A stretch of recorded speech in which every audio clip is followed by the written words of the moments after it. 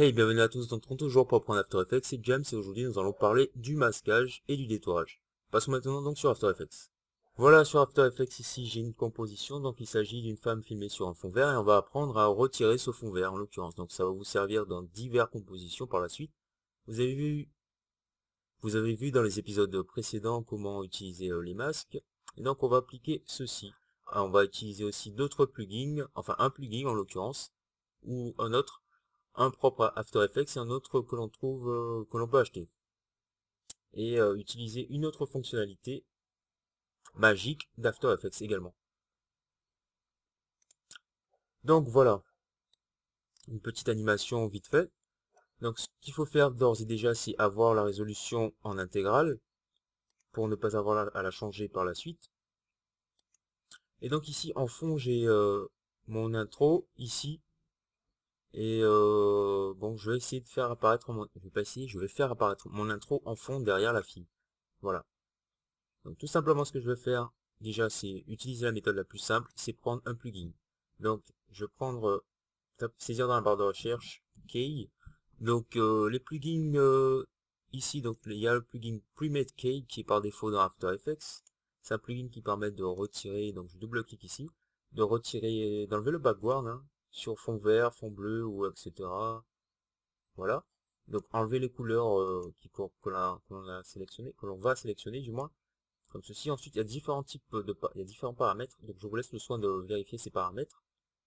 Donc, ici, je vais sélectionner la couleur. Ici, base color simple. Je clique et voilà, hop, boum. Ça m'a retiré tout le vert. Et donc après, il y a quand même des choses à corriger, notamment pour que la composition soit beaucoup plus agréable à regarder au niveau des côtés, etc., etc. Donc on a aussi la possibilité d'utiliser donc un autre plugin qui s'appelle Keylight. Keylight qui est de la propriété qui a été créée par The Foundry. Donc c'est un plugin assez intéressant aussi, c'est du même type, peut-être légèrement plus perfectionné. Voilà, et hop, on fait de même. Donc il suffit d'aller sur Screen Color, de sélectionner la couleur. Donc si par exemple, donc, CTRL Z, j'ai envie de retirer la couleur des lèvres. Boum, voilà, en fait ça, voilà, ça me donne ça. Sympa, c'est cool. Je peux aussi donc utiliser, on va voir tout de suite le rotoscoping. Donc le rotoscoping, qu'est-ce que c'est? C'est euh, faire du détourage de vidéos animées, en fait de personnages en mouvement. Ça vous évite, donc là c'est pour des fonds plutôt verts, bleus, etc. Enfin des fonds unis en l'occurrence. Et c'est beaucoup plus compliqué quand on veut prendre des fonds, des couleurs mixtes. Donc ici, je vais cliquer sur cet outil, donc l'outil roto pinceau. Et là, il n'y a rien qui se passe. J'ai aucun outil, donc j'ai toujours ma souris. Pourquoi? Parce qu'en fait, je ne suis pas en mode calque. Je suis toujours en mode composition. Donc je vais aller sur mon calque sur lequel je vais effectuer enfin le roto pinceau. Je vais double-cliquer dessus et là, une autre fenêtre, on va dire, un autre onglet va apparaître. Donc je serai en mode calque sur le calque Locket Backdrop. Et je vois une sorte de broche qui apparaît.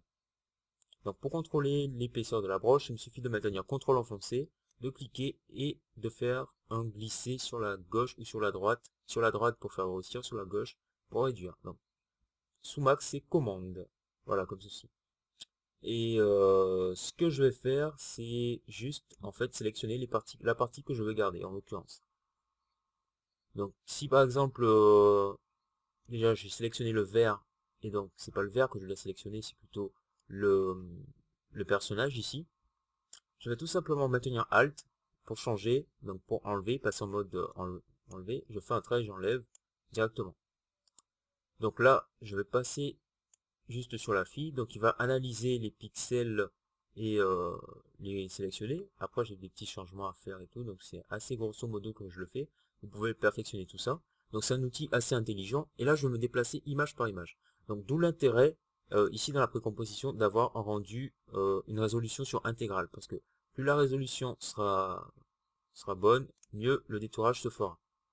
Ensuite j'avance image par image en maintenant, enfin en appuyant sur touche bas de page qui apparaît sur le clavier numérique. Comme ceci, j'avance d'une image à chaque fois et ensuite je n'ai plus qu'à effectuer quelques petits changements, éventuellement s'il y a des parties que je dois ajouter ou autre. Donc, voilà. Et là, il me suffit de me rendre ici, donc ma composition Locate Background, et j'ai mon détourage qui a été fait. Donc, ensuite, je peux ajouter, enfin modifier, faire des modifications, augmenter le lissage, augmenter le contour progressif, améliorer le cache, etc., etc. Donc, je vous invite à tester tous ces paramètres. Donc, je peux supprimer le roto-pinceau. Et là, on va utiliser le dernier outil qui est le masque, qui est, on va dire, l'un des moins performants pour ce genre de vidéos. Donc, quand il s'agit des vidéos en mouvement, c'est assez compliqué. Ça dépend vraiment si vous avez qu'une seule vidéo, ça sera un peu chiant. Si vous avez plusieurs vidéos du style, vous avez filmé une route sans voiture et que vous souhaitez faire passer une voiture après, donc vous filmez la route sans la voiture, ensuite vous filmez la route avec la voiture, et là, c'est beaucoup plus simple à superposer.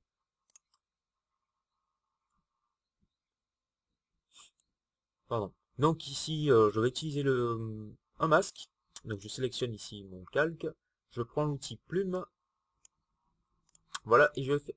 Pardon. Hop, et je vais faire des petits traits pour faire le contour assez rapidement. Donc je pose un point ici, un point là, un point là, je fais le contour. Voilà donc, je viens d'effectuer le contour et je vois mon résultat, c'est assez sympa. Mais là, lorsqu'il me faudra animer, en fait, ce tracé pour arriver... en fait, lorsque la vidéo va s'animer, j'aurai quelques petits désagréments. Donc tout simplement, il me suffit d'aller ici.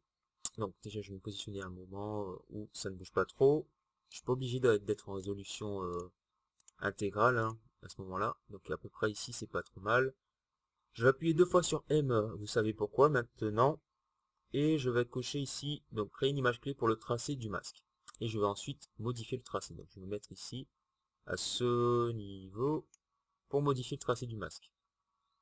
Je vais aller sur masque, ici. Et sélectionner quelques points. Encore un point, le point ici. Voilà, je vais le déplacer à l'aide des flèches du clavier. Je déplace et j'arrange tout ça.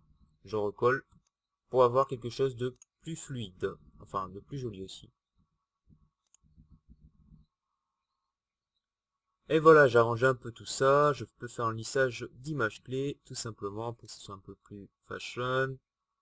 Ensuite, il me reste plus qu'à augmenter, donc je peux augmenter un peu l'expansion, non même pas, réduire l'expansion du masque sur le négatif légèrement pour que ce soit plus propre.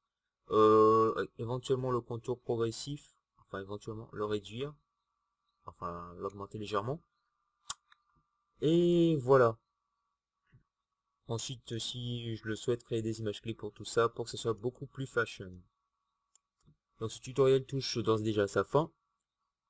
Dans cette vidéo, vous avez pu voir plein de choses qui concernent le masquage et le détourage assez rapidement sur After Effects. Donc vous pourrez choisir la méthode qui vous convient le mieux, qui est la plus adaptée à votre situation. Dans le prochain épisode, nous allons parler du tracking. Voilà, du suivi de mouvement, en fait, comment faire du tracking sur After Effects. Allez, c'était James, merci d'avoir regardé et peace out.